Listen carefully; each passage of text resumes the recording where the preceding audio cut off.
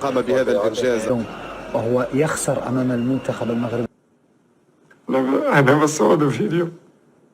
ماذا قال أساطير البرتغال بعد إقصاء البرازيل وتأهل المغرب وانسحاب مدرب البرتغال في مواجهة المغرب في كأس العالم في قطر؟ شاهد ماذا قالوا. ولكن في البداية عطروا فمكم بالصلاة والسلام على رسولنا الكريم. ولو أنت مغربي اضغط إعجاب على هذا الفيديو، ولا تنسى الاشتراك في القناة وتفعيل جرس التنبيهات حتى يصلكم كل جديد. بعد أن قدم المنتخب المغربي مستوى عالي في كأس العالم للأندية وأقصى منتخبات كبيرة على رأسها منتخب البرازيل وهزم أسبانيا، والمستوى الذي وصل إليه المنتخب المغربي لم يصل إليه أي منتخب عربي أو إفريقي حتى الآن في البطولة. بعد انتهاء كأس العالم في شيلي سيبدأ كأس عالم جديد في قطر، وستكون مواجهة نارية بين البرتغال والمغرب. لكن رئيس الاتحاد البرتغالي لكرة القدم قد عين لاعب ريال مدريد ومنتخب البرتغال بيبي،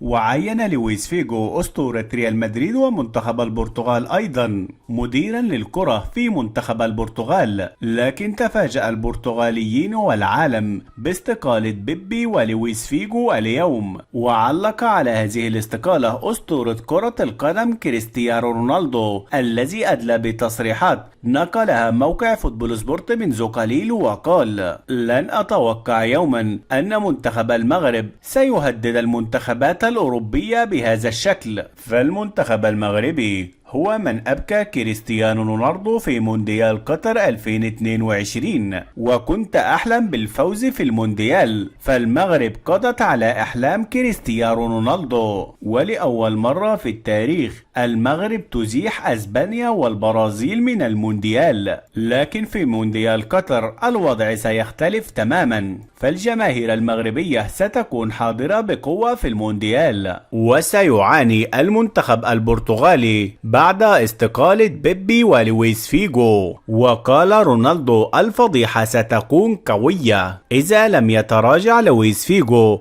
وبيبي عن استقالتهم من قيادة المنتخب البرتغالي. وأكد رونالدو: المستوى الذي يقدمه المنتخب المغربي في كأس العالم في شيلي صراحة سيجعل المغرب تفوز بكأس العالم بكل سهولة بعد تغلبها على البرازيل وأسبانيا. وقال رونالدو: تصنيف المنتخبات المغربية كل يوم يرتفع، فكأس العالم في أمريكا على الأبواب، وسيعتمد الركراكي على اللاعبين صغار السن حتى يتمكنوا من إزاحة المنتخبات الكبيرة من طريقهم. وفي النهاية، لو أنت داعم ومحب للمنتخب المغربي لا تنسى الإعجاب بهذا الفيديو ولا الاشتراك في القناة وتفعيل جرس التنبيهات ليصلكم جديدنا.